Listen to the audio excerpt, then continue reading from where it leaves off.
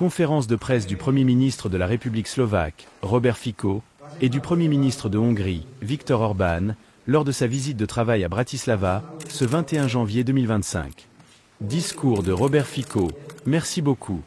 Mesdames et messieurs, indépendamment des divergences d'opinion qui peuvent exister, je tiens à souligner qu'une amitié solide n'a pas besoin de démonstrations particulières pour se manifester. Et c'est justement dans les moments importants comme aujourd'hui que cette amitié devient évidente, car une visite officielle comme celle-ci est une preuve tangible de relations étroites et sincères. Aujourd'hui, la scène politique nationale est très animée. Et cela est tout à fait normal, car de nombreux gouvernements se succèdent et cherchent à s'adapter à la réalité. Ceux qui gouvernent, tout en étant attentifs aux attentes de la population, doivent également relever les défis qui se posent à eux. En ce moment, il est crucial de réfléchir à notre position et à la manière dont nous devons réagir aux défis qui se présentent. Je me permets, Monsieur le Premier ministre Viktor, d'évoquer avec vous le fait que, dans les médias slovaques, il a été suggéré de prolonger l'invitation à visiter officiellement la Slovaquie à l'occasion du 30e anniversaire de la signature des accords fondamentaux entre la Slovaquie et la Hongrie. Ces accords ont jeté les bases d'une coopération solide et de relations amicales entre nos deux pays. Je suis convaincu que cette coopération est particulièrement précieuse, et je tiens à souligner l'importance de notre relation bilatérale, qui a permis d'élever les relations slovaco-hongroises à leur meilleur niveau historique. Monsieur le Premier ministre Orbán, je respecte profondément votre engagement à promouvoir cette coopération et à renforcer les relations entre nos deux nations. Nous devons également reconnaître que les défis auxquels nous sommes confrontés aujourd'hui sont communs à tous les pays membres de l'Union européenne. Ces défis nécessitent une réflexion stratégique et une approche concertée. Permettez-moi de souligner que notre région, tout comme d'autres parties du monde, se trouve à un moment crucial de son histoire, et il est impératif que nous prenions des décisions qui garantissent le bien-être et la sécurité de nos citoyens. Je tiens à rappeler que la Slovaquie considère l'Union européenne comme son espace vital naturel, mais cela ne signifie pas que nous acceptons aveuglément toutes les décisions prises à Bruxelles. Nous défendrons toujours les intérêts souverains de notre pays, et veillerons à ce que notre voix soit entendue. Concernant les relations internationales, nous avons également abordé aujourd'hui les perspectives de coopération avec des partenaires hors de l'Union européenne, notamment en matière énergétique et militaire. La récente décision unilatérale du président ukrainien Zelensky de stopper le transit de gaz à travers le territoire ukrainien est un exemple frappant des défis auxquels nous sommes confrontés. Cette décision ne nuit pas seulement à la Slovaquie, qui perd des revenus de transit, mais exerce également une pression énorme sur les prix de l'énergie dans toute l'Union européenne, y compris en Hongrie. Nous sommes fermement convaincus que l'Union européenne a pour mission première de protéger les intérêts de ses États membres. C'est pourquoi nous continuerons à faire entendre notre voix à la Commission européenne et à plaider pour des solutions qui garantissent la sécurité énergétique et économique de nos citoyens. Après ma visite en Turquie hier, j'ai partagé avec Monsieur le Premier ministre Orbán des informations sur les possibilités d'approvisionnement en gaz via le corridor sud. Je tiens à remercier Monsieur le Premier ministre pour sa compréhension et son soutien. Tout comme nous avons trouvé un terrain d'entente avec nos partenaires turcs, nous constatons également une solidarité et une volonté de coopération de la part de nos partenaires hongrois. Dans le domaine militaire, je suis convaincu que nos deux pays peuvent développer des programmes communs qui seront mutuellement bénéfiques. Cela explique la présence à cette réunion du vice-premier ministre et du ministre de la Défense, ainsi que des ministres des Affaires étrangères, car ces questions nécessitent une approche globale et stratégique. Par ailleurs, un grand nombre d'initiatives sont en cours au sein de l'Union européenne, et c'est pourquoi les ministres des Affaires étrangères étaient également présents à cette rencontre, prêts à discuter des questions relatives à la politique extérieure et à l'énergie. Je voudrais résumer cela, cher Viktor, en une seule phrase et dire « excellente rencontre ». En 1h30, nous avons même mangé, donc on peut le dire de manière humaine, mais en même temps, nous avons abordé énormément de sujets. Nous n'avons pas besoin de formalités spéciales pour cela. Peut-être pas de soldats en rang, bien que cela soit également approprié. Si tu viens le 19 mars, nous te recevrons en Slovaquie avec tout le respect, l'honneur et toutes les formalités qui se doivent pour une visite officielle. C'était ainsi, avec tout le respect, peu importe ce qui pourrait manquer, je dirais que ce fut une rencontre amicale et pleine d'opportunités. Cela montre que nous pouvons travailler ensemble, indépendamment de certaines difficultés. Je voudrais aussi exprimer ma gratitude que nous avons la possibilité d'en discuter et de trouver des solutions. Aujourd'hui, la scène politique nationale est très diversifiée. Et c'est normal, car beaucoup de gouvernements sont en période de transition. Ces gouvernements doivent gérer leurs affaires pour que la transition se passe bien. Il est bien connu maintenant comment nous réagirons face à cela, et ce qui nous est attendu. Un instant particulier, cher Président, c'est que je voudrais te dire aussi que les médias slovaques, au 19e anniversaire, ont recommandé de t'inviter pour une visite officielle en Slovaquie. Pour marquer l'anniversaire des accords fondamentaux entre la Slovaquie et la Hongrie, ce serait une manière de souligner la coopération positive et les relations amicales. Je pense que cet anniversaire est significatif, mais nous devons aussi respecter les années de coopération qui ont assuré que la qualité des relations entre la Slovaquie et la Hongrie est aujourd'hui à son plus haut niveau. Je tiens vraiment à saluer cela, et à souligner que cette relation est fondamentale pour la Slovaquie. Je respecte que nous ayons souvent des opinions divergentes avec d'autres pays, mais les relations doivent rester fortes. Il est vrai que la culture que nous partageons avec la Hongrie n'est pas la même que celle de certains autres voisins, mais c'est la beauté de notre diversité. Cependant, il y a des moments où nos opinions divergent, et nous devons travailler à renforcer nos positions respectives, que ce soit avec l'opposition ou au sein d'une coalition. Cela implique de comprendre que les organisations slovaques-hongroises et les initiatives doivent trouver des solutions pour renforcer cette coopération. De plus, je suis convaincu que l'Union européenne ne doit pas changer de manière radicale. Nous ne pouvons pas compromettre la stabilité de notre alliance. C'est pourquoi notre position, que nous avons partagée il y a quelques minutes, est très claire et suit les principes définis par l'organisation slovaque. Le monde évolue de manière dynamique, et l'Union européenne doit répondre aux défis qui se posent. C'est notre devoir de nous assurer que la Slovaquie reste un acteur fort, fidèle à ses engagements et à ses intérêts dans l'Union. Mais cela ne signifie pas que nous devons sacrifier nos principes au détriment de notre souveraineté. Encore une fois, nous appliquerons notre politique pour assurer notre autonomie et protéger les droits des citoyens slovaques. Je souhaiterais également souligner l'importance de la coopération avec d'autres pays et régions, notamment les pays qui partagent des intérêts similaires aux nôtres. Lors de notre rencontre récente avec le président des États-Unis, Donald Trump, nous avons discuté de questions de sécurité énergétique, de relations commerciales et d'autres enjeux mondiaux. Nous continuerons à travailler pour éviter que la Slovaquie soit dépendante de sources d'énergie plus coûteuses, tout en explorant toutes les possibilités pour garantir la sécurité énergétique à long terme. Je tiens à remercier le Premier ministre pour sa compréhension et à souligner que nous avons trouvé un soutien mutuel auprès de nos partenaires turcs, et que nos relations avec les Hongrois seront également essentielles à cet égard. Nous avons un programme qui pourra être bénéfique pour les deux pays, renforçant notre coopération, notamment dans les secteurs de la défense et de l'énergie.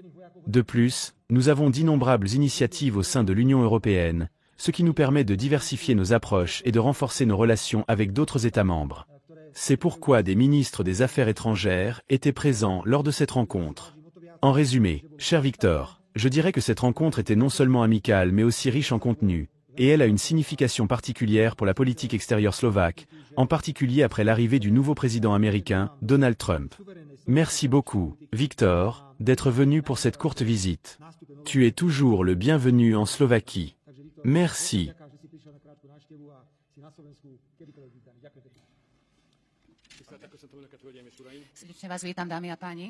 Je vous salue chaleureusement, mesdames et messieurs. Cher Premier ministre, cher Robert, nous devons nous habituer au fait que les choses changent rapidement en politique mondiale. Et ces changements rapides ne tolèrent pas les formalités. C'est pourquoi des rencontres de travail comme celle d'aujourd'hui deviendront de plus en plus fréquentes dans notre vie quotidienne. C'est ce qui s'est passé lors de notre rencontre aujourd'hui. Je suis très heureux et reconnaissant que le Premier ministre m'ait présenté ses plans pour cette année. Je l'ai également informé des nôtres. Nous avons identifié des points de contact communs et des tâches qui nous attendent durant cette période. De plus, les amitiés personnelles entre Slovaques et Hongrois ont une valeur bien plus grande. Les Slovaques et les Hongrois ont une grande chance à cet égard, car notre relation a une longue tradition. Je suis un grand admirateur du Premier ministre depuis de nombreuses années, et notre amitié personnelle permet à nos gouvernements de se rencontrer de manière très fraternelle et de se mettre d'accord sur les questions nécessaires. J'ai été surpris d'apprendre qu'en Slovaquie, il y a un débat vif concernant l'orientation de la politique étrangère du pays. Je suis d'accord avec le Premier ministre, il ne peut y avoir de doute sur le fait que la Slovaquie et la Hongrie sont membres de l'Union européenne et de l'OTAN. Et cela restera ainsi. Même en Hongrie, nous avons organisé des référendums sur ces deux questions. Donc, le gouvernement n'a pas l'intention, ni la possibilité, de changer cela. Cependant, dans le monde occidental, auquel nos deux pays appartiennent, de grands changements ont eu lieu ces derniers jours. Nous, Hongrois, sommes souvent évoqués comme ceux qui se sont isolés en politique étrangère. En comparaison, depuis hier, nous faisons partie du courant principal, nous sommes devenus le mainstream. C'est-à-dire que le monde occidental repose sur deux jambes, l'une européenne, l'autre américaine. Dans tout le monde occidental, depuis hier, nous formons la majorité. Les idées qu'on disait encore il y a quelques jours être synonymes d'isolement sont désormais devenues mainstream, et nous sommes revenus dans le courant principal de l'histoire. Cela est vrai. Et c'est ainsi que, si vous avez écouté les nouvelles d'hier et le discours d'inauguration, cela s'applique à la migration, à la famille et à toutes ces questions. C'est le nouveau courant principal. Quant à savoir s'il y a un changement dans la politique étrangère, ce n'est pas une question, car ce changement est justement en train de se produire. Et nous, en tant que deux pays voisins, notre tâche est d'harmoniser, de coordonner nos activités et de décider comment réagir à ces changements. J'ai dit au Premier ministre que le changement était désormais une réalité et qu'en 2025, nous ferons tout pour que la paix en Europe soit rétablie le plus rapidement possible. J'ai aussi dit au Premier ministre qu'il y a encore deux endroits dans le monde où l'on ne voit pas que tout a changé très rapidement. L'un de ces endroits est Bruxelles, où l'on continue de mener une politique de guerre et une rhétorique de guerre. Je souligne qu'ils devraient se ressaisir, mais ils continuent encore à encourager cela. Mais ils ont encore besoin de temps pour comprendre, surtout en ce qui concerne Kiev. Je dois dire que le fait que Bruxelles veuille encore financer la guerre est une mauvaise nouvelle pour nous. Pour l'économie, l'intention de continuer la guerre est une mauvaise nouvelle. La poursuite des sanctions, cette intention également, est une mauvaise nouvelle. La Hongrie a subi des pertes de plusieurs milliards en raison des sanctions. Et nous étions heureux que votre Premier ministre ait élevé la voix sur le fait que l'interruption du transit de gaz soit défavorable à la fois pour la Hongrie et pour la décision de l'Ukraine. La Hongrie a longtemps dit que non seulement cet aspect, mais l'ensemble du système de sanctions est négatif pour toute l'Europe et certainement mauvais pour la Hongrie. Nous avons absolument besoin de prix de l'énergie bas. Ce que fait Kiev aujourd'hui, cela fait augmenter les prix de l'énergie. Ce qui ne se fait pas à Bruxelles, cela fait augmenter les prix de l'énergie. Les familles ne peuvent pas supporter cela, les entreprises non plus. Cela dépend uniquement de nous. Il suffit de prendre une décision politique, comme l'ont décidé les 27 pays, et d'engager la Commission à préparer des prix bas pour l'Europe d'ici juin. La décision actuelle de Kiev va exactement à l'encontre de cela. Donc, mesdames et messieurs, nous voyons clairement que lors de notre réunion d'aujourd'hui, qui a ouvert l'année, nous avons formulé toutes les questions importantes. J'ai aussi dit au Premier ministre qu'après la fin de la guerre, il ne sera pas facile de trouver la bonne direction. Parce que même si la guerre se termine, il y aura une énorme quantité d'armes. Et pour les voisins, comme la Hongrie, cela reste un facteur de risque. Le danger ici sera toujours que l'argent qui nous appartient, l'argent des Slovaques et des Hongrois, soit détourné vers l'Ukraine. Il y a cette tentation chaque jour et nous devons la défendre chaque jour. Cela concerne peut-être davantage la Hongrie, mais cela touche aussi, dans une certaine mesure, la Slovaquie, car nos agriculteurs, nos entreprises qui dépendent de l'agriculture, s'inquiètent de la possibilité de laisser passer sans restriction les produits agricoles en provenance d'Ukraine. Donc, si nous voulons protéger nos intérêts, une coopération régionale sera indispensable. Et sur la base de nos discussions d'aujourd'hui, je peux dire que notre coopération avec l'Ukraine en 2022, selon notre accord d'aujourd'hui, sera opérationnelle. Ensuite, je voudrais dire qu'en termes de coopération bilatérale, nous avons de très bonnes nouvelles. Cela faisait longtemps que nos relations commerciales n'étaient pas aussi réussies qu'aujourd'hui. Je parle ici du point de vue de la Hongrie. Maintenant, pour la première fois, je vois que, dans le domaine du commerce, la Slovaquie est devenue le deuxième partenaire commercial le plus important de la Hongrie. Donc, après l'Allemagne, la Slovaquie est le deuxième partenaire commercial le plus important. Cela place la Hongrie devant la Roumanie, la Pologne, l'Autriche, ce qui ne s'était jamais produit auparavant, ou peut-être cela l'avait-il été, mais c'était tellement loin que nous ne nous en souvenons même plus. C'est une valeur fantastique pour toutes les relations commerciales entre nos deux pays. Cela inclut aussi la coopération entre nos deux pays, car nous avons construit des ponts, ouvert des corridors énergétiques, connecté nos réseaux énergétiques, et l'interconnexion de nos réseaux de gaz permet maintenant d'augmenter la capacité de 1 million de mètres cubes. Cela aidera les deux pays, mais surtout la Slovaquie. Parce que si vous ne recevez pas de gaz en provenance d'Ukraine, vous recevrez du gaz par la Hongrie, via la Hongrie, ou bien de l'Ouest à des prix très élevés. La Hongrie a donc maintenant une plus grande responsabilité envers la Slovaquie et remplira ses engagements. J'ai confirmé cela au Premier ministre, que nous reconnaissons ses responsabilités et nous les remplirons. Et en ce qui concerne les conflits politiques, peut-être que tu te souviens, cher Premier ministre, cher Robert, que nous avons reçu des réactions chaleureuses et froides concernant l'interconnexion des réseaux. Les experts disaient alors, parce qu'ils ont parfois de telles opinions professionnelles, que cela ne reviendrait jamais, que c'était un investissement inutile. Aujourd'hui, en 2025, si ce réseau n'existait pas, la Slovaquie et la Hongrie ne recevraient du gaz que de l'Ouest. Et c'est justement ce gazoduc qui permet l'approvisionnement en gaz en provenance du Sud. C'est une première expérience importante qui prouve que les décisions stratégiques ne doivent jamais être confiées aux experts. Nous devons toujours les prendre au niveau politique, et c'est pourquoi aujourd'hui, nous avons un accord entre nous pour augmenter la capacité de 900 millions, environ 1 milliard de mètres cubes. Je vais m'arrêter ici. Je pourrais encore continuer longtemps. Nous avons parlé de beaucoup d'autres choses, mais pour l'instant, cela suffit. Dans le courant de l'année, il y aura d'autres réunions de travail entre nos pays. Je vous remercie pour votre invitation aujourd'hui et aussi pour votre soutien. L'invitation reste ouverte pour le Premier ministre. Nous serions heureux de vous accueillir à Budapest à tout moment.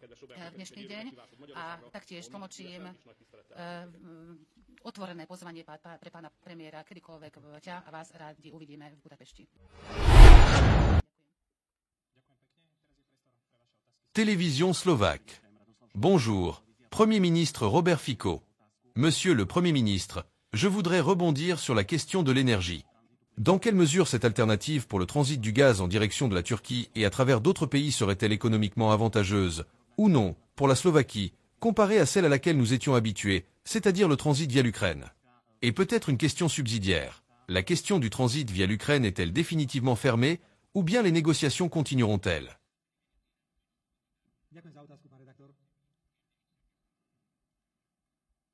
Merci pour votre question, monsieur le journaliste. Je tiens à témoigner du respect envers la partie ukrainienne et je le fais toujours lors des rencontres. La République slovaque manifeste ce respect par une grande aide à l'Ukraine, et le gouvernement de la République slovaque continue ses négociations. Vous savez que j'ai l'intention de rencontrer le président Zelensky pour discuter d'une seule et unique question, celle de l'arrêt du transit du gaz via l'Ukraine, qui a causé des dommages énormes à la Slovaquie et à toute l'Union européenne. Nous avons initié cette rencontre en lien avec Davos, où je ne pouvais pas me rendre aujourd'hui en raison de la session du Parlement national et du vote de confiance ou de défiance envers le gouvernement. Mais il est tout simplement inacceptable que quelqu'un vous envoie à l'avance un enregistrement d'une réunion qui ne s'est pas tenue, et vous demande de signer cet enregistrement. Cet enregistrement contenait tout ce dont je n'avais même jamais discuté avec le président Zelensky, et une phrase générale indiquant que l'Ukraine était prête à discuter d'une coopération énergétique avec la Slovaquie. Mais cette coopération énergétique, du point de vue de l'Ukraine, pourrait également signifier que nous leur fournirons de l'électricité. Il est incroyablement important, et nous avons attiré l'attention à ce sujet avec le Premier ministre de Hongrie, mon cher Victor, sur l'issue des négociations de paix en Ukraine. Que l'Ukraine reste un État souverain, ou si l'Ukraine devient un territoire où les grandes puissances se partagent leurs intérêts, cela déterminera également si le transit peut continuer ou non. Nous, la République slovaque, avons un intérêt majeur à ce que le transit via l'Ukraine continue en direction de la Slovaquie. Sans parler du fait que ce transit permet également le transit de gaz non russe, et maintenir cette route de transit via l'Ukraine permet à l'avenir à l'Ukraine, qui parle de ses propres réserves de gaz, d'exporter ce gaz depuis son territoire vers l'ouest.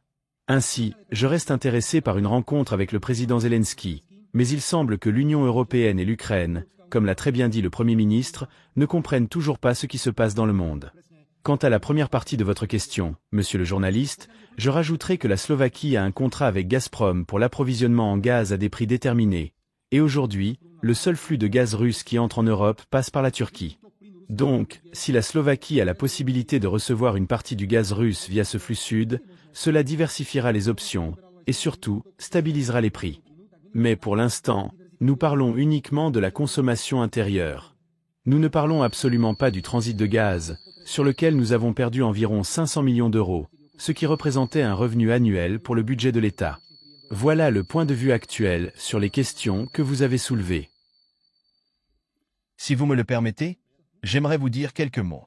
La décision de Kiev d'arrêter le transit du gaz ne met pas seulement en danger la Slovaquie, elle menace également les intérêts de la Hongrie. Cela menace la sécurité énergétique de toute la région. Je remercie le Premier ministre pour ses efforts pour résoudre cette situation par des négociations. Nous lui en sommes reconnaissants, et la Hongrie aussi.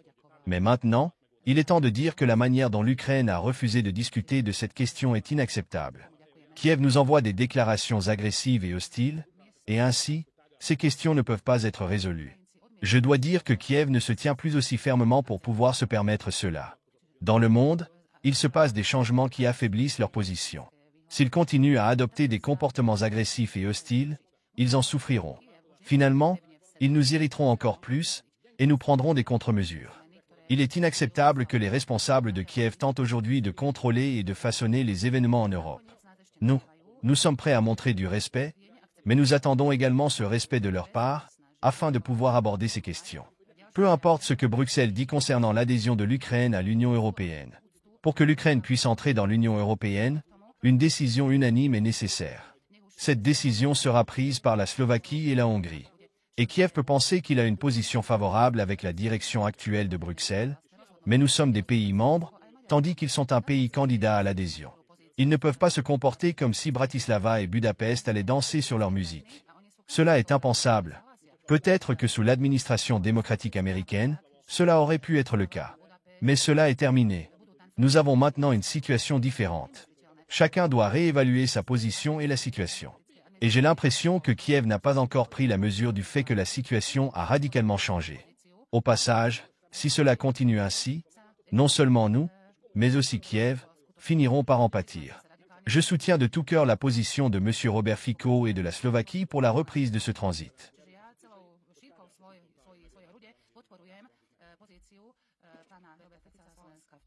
Je rajoute, cher rédacteur, qu'il n'y a pas si longtemps, j'ai officiellement déclaré que je ne suis pas un serviteur de l'Ukraine, mais le Premier ministre slovaque.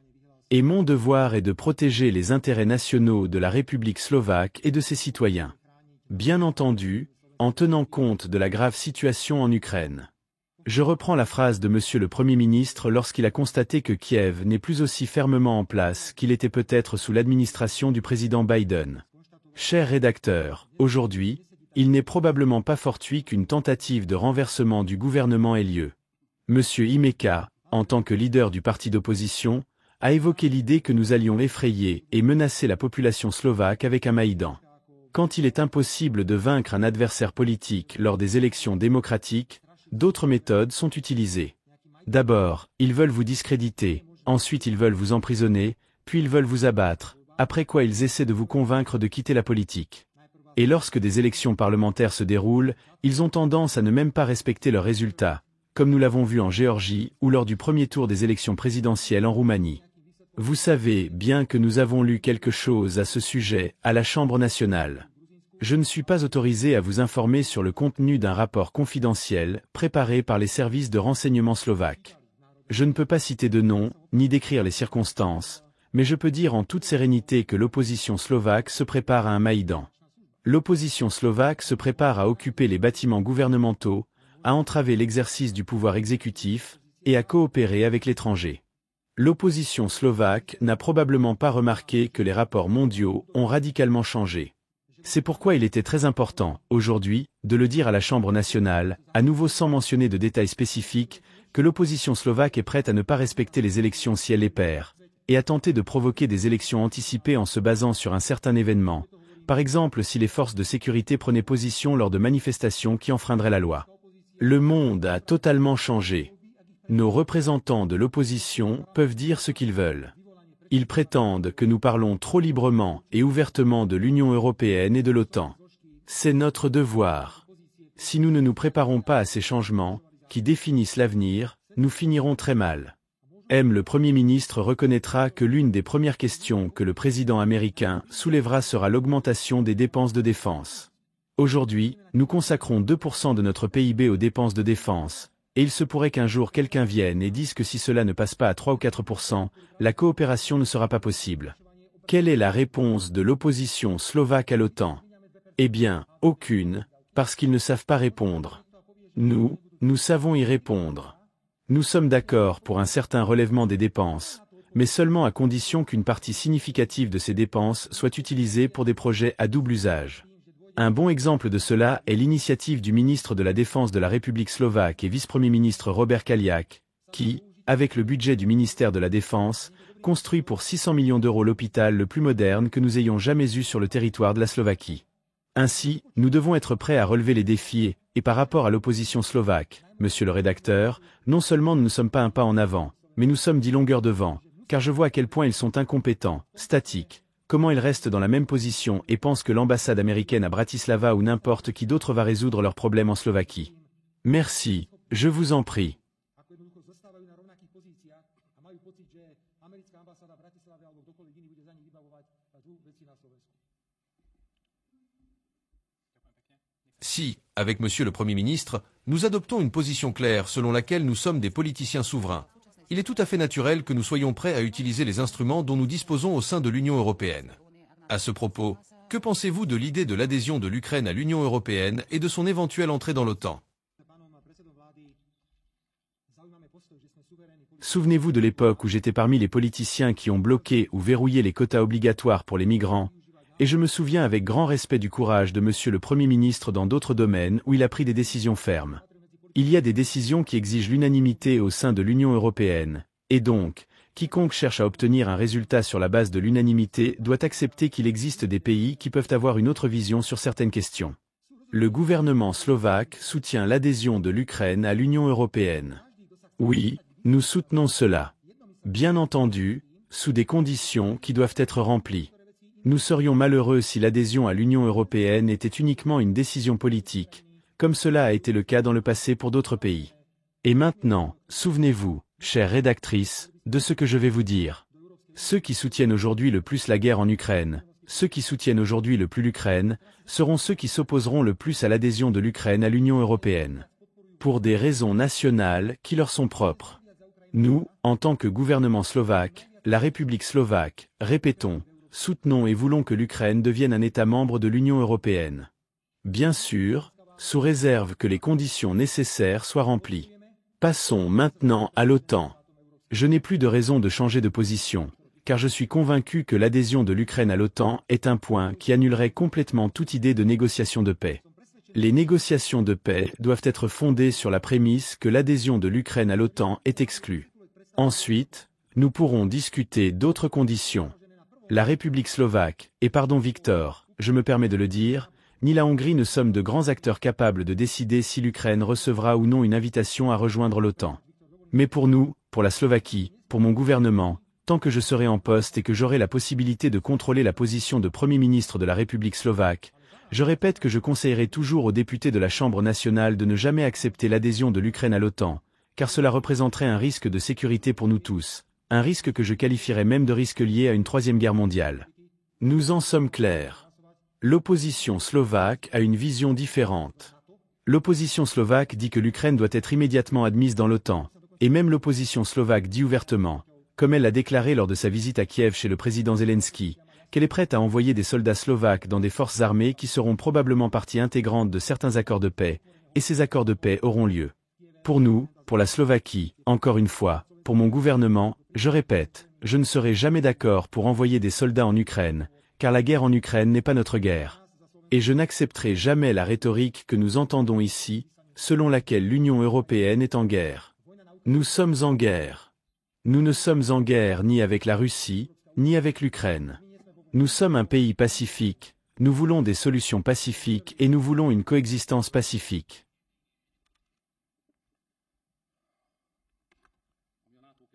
En ce qui concerne l'adhésion à l'OTAN, l'adhésion de l'Ukraine à l'OTAN n'est pas à l'ordre du jour. Et je n'en parlerai pas. Je ne le ferai pas, car c'est un simple tour de communication pour en parler. Il n'y a aucune raison d'en discuter. La situation actuelle est telle que la cause de la guerre ukraino-russe et que les Russes se sont clairement exprimés, indiquant qu'ils sont prêts à empêcher l'adhésion de l'Ukraine à l'OTAN, même par des attaques militaires. La question n'est donc pas de savoir si nous voulons offrir à l'Ukraine l'adhésion à l'OTAN, mais de savoir si nous voulons entrer en guerre contre la Russie. L'adhésion immédiate de l'Ukraine à l'OTAN signifierait un engagement militaire. La Hongrie ne considère pas cela comme sa propre guerre. Nous voulons faire tout ce qui est en notre pouvoir pour que la paix soit préservée, et l'adhésion de l'Ukraine à l'OTAN équivaut à la guerre. C'est pourquoi nous ne le soutenons pas. En ce qui concerne l'adhésion à l'Union européenne, la situation est telle que si l'Ukraine rejoignait l'Union européenne aujourd'hui, cela détruirait la Hongrie. L'Union européenne n'a pas l'argent nécessaire pour accepter l'Ukraine dans l'Union européenne et nous ne voulons pas détruire notre propre pays. À ce prix-là, nous n'accepterons pas l'Ukraine dans l'Union pour détruire l'économie hongroise. Nous détruirions des milliers de petites entreprises hongroises, des centaines de milliers de familles, et tout l'argent que l'Union européenne dispose actuellement pour l'économie devrait être utilisé pour l'Ukraine. Et les Slovaques préféreraient soutenir l'Ukraine ou développer leur propre économie. C'est pourquoi notre position est de dire oui aux négociations pour l'adhésion de l'Ukraine à l'UE, mais sur plusieurs décennies, avec une fin ouverte. Comme dans la vie, comme nous réussirions à préserver le niveau de vie des citoyens de l'Union européenne, que ce soit des Polonais, des Slovaques ou des Hongrois. Et tant que nous n'avons pas de réponse à cette question, Nous ne pouvons pas dire oui à cette proposition. Il faut travailler dessus, mais ces réponses ne sont pas encore connues aujourd'hui. Et encore, si vous me permettez, je voudrais dire qu'à la fin de la journée, lorsque nous prendrons une décision, cela ne fonctionnera pas si l'Ukraine traite les habitants des pays voisins de cette manière. Si l'Ukraine continue de communiquer avec nous comme elle le fait, qui votera au Parlement hongrois en faveur de mesures favorables à l'Ukraine? Si elle nous parle comme si nous étions ses serviteurs, comme si elle nous insultait, cela n'aura pas une fin positive. Donc, l'Ukraine doit régler ses problèmes avec la Slovaquie et la Hongrie, elle doit respecter ses pays voisins. Et quand j'écoute les dirigeants de l'Union européenne, je ne l'entends pas, je ne le perçois pas. Quelle est la situation actuelle? Les Ukrainiens ont perdu une grande partie de leur territoire, mais ils se comportent comme s'ils étaient dans une position où ils pouvaient dicter, alors qu'ils doivent savoir aussi comment demander. Cette politique n'est pas viable.